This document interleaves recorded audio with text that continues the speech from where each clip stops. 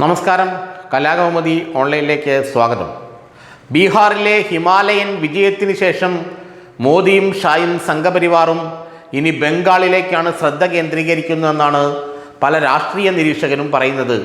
പല ചാനൽ ചർച്ചകളിലും നമ്മളിങ്ങനെ ഈ വാദങ്ങൾ ഉയർന്നു കേട്ടു. എന്നാൽ ബംഗാളിലേക്ക് ഇപ്പോൾ തന്നെ ശ്രദ്ധ തിരിച്ച് അവിടെ വലിയ നേട്ടങ്ങൾ ഉണ്ടാക്കാൻ കഴിയുമെന്ന് BJP പ്രതീക്ഷിക്കുന്നില്ല. ബംഗാളിലെ മുഖ്യ പ്രതിപക്ഷം ഇപ്പോൾ BJP ആണ്. ഒരു തവണ കൂടി മമതാ ബാനർജി അവിടെ അധികാരത്തിൽ വരുമെന്ന് അമിത്ഷായ്ക്കും മോഡിക്കുമെല്ലാം നന്നായി അറിയാം. അതുകൊണ്ട് കൂടുതൽ ശക്തിയായി പ്രതിപക്ഷമായി ബംഗാളിൽ മാറുക എന്നുള്ളതാണ് BJPയുടെ ലക്ഷ്യം. എന്നാൽ കേരളത്തിൽ അങ്ങനെയല്ല. കേരളത്തിലെ രണ്ട് മുന്നണികൾ തമ്മിലുള്ള മാർജിൻ അടുത്ത തവണ 2026 വളരെ ചുരുങ്ങി വരുമെന്ന് മറ്റാരെക്കാളും നന്നായി BJPക്ക് അറിയാം.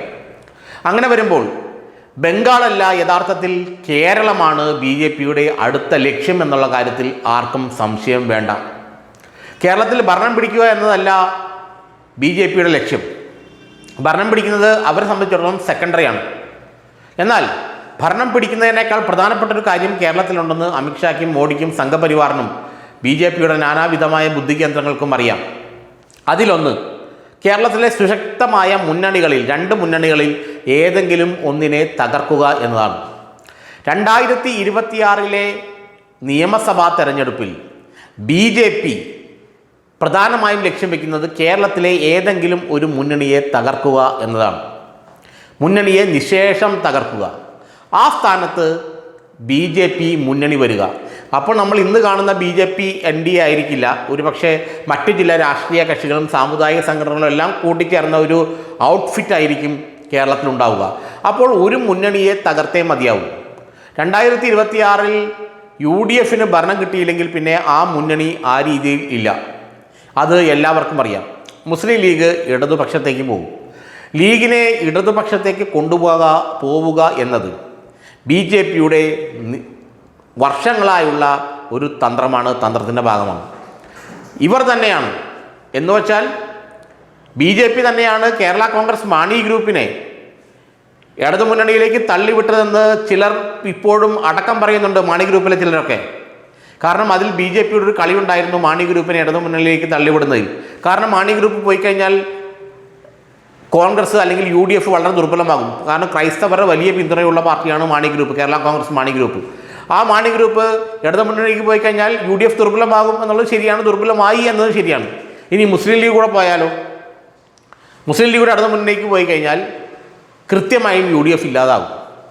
അങ്ങനെ ഒരു തന്ത്രം വരുന്ന തെരഞ്ഞെടുപ്പിൽ BJP കേരളത്തിൽ നടപ്പാക്കാൻ ഉദ്ദേശിക്കുന്നുണ്ടെന്നുള്ളത് യാഥാർത്ഥ്യം തന്നെയാണ്.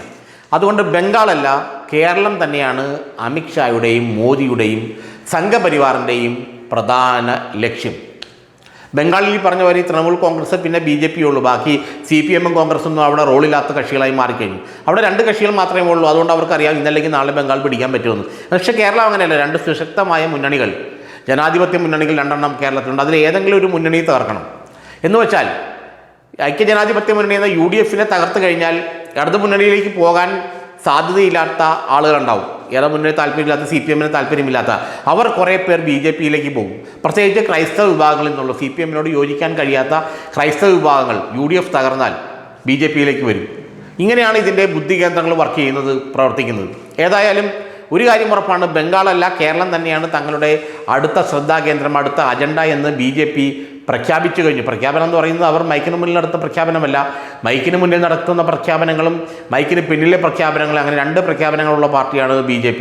ഒരിക്കലും മൈക്കിന് മുന്നിൽ പറയുന്ന കാര്യങ്ങൾ അവർ നടത്തില്ല. എന്നാൽ മൈക്കിന് പിന്നിൽ, തിരശ്ശീലയ്ക്ക് പിന്നിൽ അവർ തീരുമാനിക്കുന്ന കാര്യങ്ങൾ നടത്തിയിരിക്കും. അങ്ങനെയാണ് ആ പാർട്ടിയുടെ രീതി. അതുകൊണ്ട് തന്നെ വരുന്ന തെരഞ്ഞെടുപ്പിൽ കേരളത്തിലെ ഒരു മുന്നണിയെ തകർക്കുക എന്ന കൃത്യമായ ലക്ഷ്യവുമായാണ് ഇപ്പോൾ BJP മുന്നോട്ട് പോകുന്നത്.